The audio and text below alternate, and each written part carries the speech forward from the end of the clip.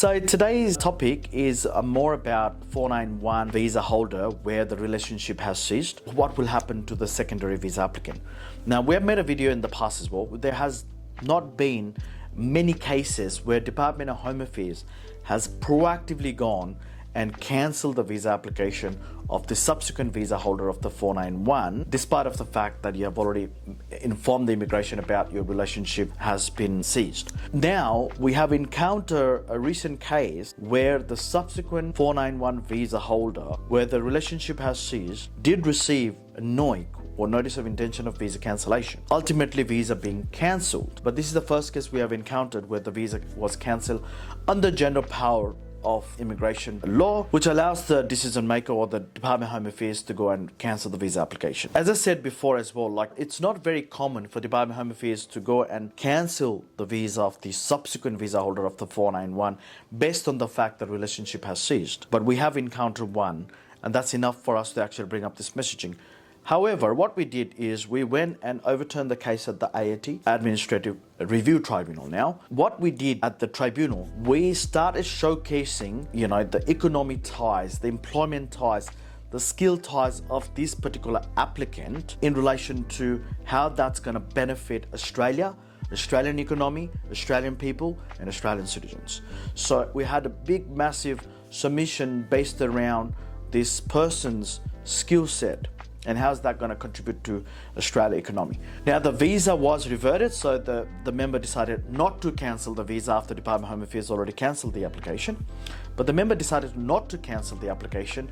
Now, this was purely based on merits ground, which means the member has decided that when you weigh up the disadvantage to Australia to have this person removed from Australia versus the advantage of Australia having this person living and continually holding that 491 visa, now the member has actually weighed up that there is more benefit for this person to stay within the country because the skill set, because the tenure of this person spending time in Australia has been quite significant, and then the economic benefit to Australia and Australian citizen is significant. The case was overturned and we have been able to reinstate the visa that has already been cancelled, where the member has decided not to cancel the visa and we have reinstated the visa, which means it's a good outcome for our client, but also there is some tendency of Department of Home Affairs that they can proactively go and cancel the visa based on the fact that they're no longer a member of the family unit of the 491. It's not common. Department of Home Affairs has not proactively gone out there hunting for those particular applicants, because when you apply for 191, which is a permanent residency,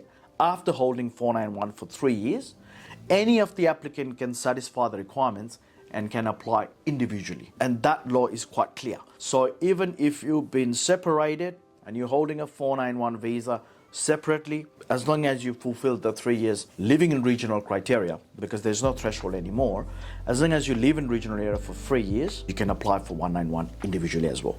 So because that avenue is still there, therefore the Department of Home Affairs is not coming after you and proactively cancelling. However, if the primary applicant is determined enough to inform the immigration every day, calling immigration every day, letting them know, why my entrant person is still holding the visa because that person is no longer member of the family unit, then obviously the federal government has to do something about it. And that's when they're going to impose a general power, which they have the obligation to go ahead and cancel the visa. Again, you will have the review rights to go and argue your case at the tribunal. This is something, I just want to bring that out to you guys as a general information.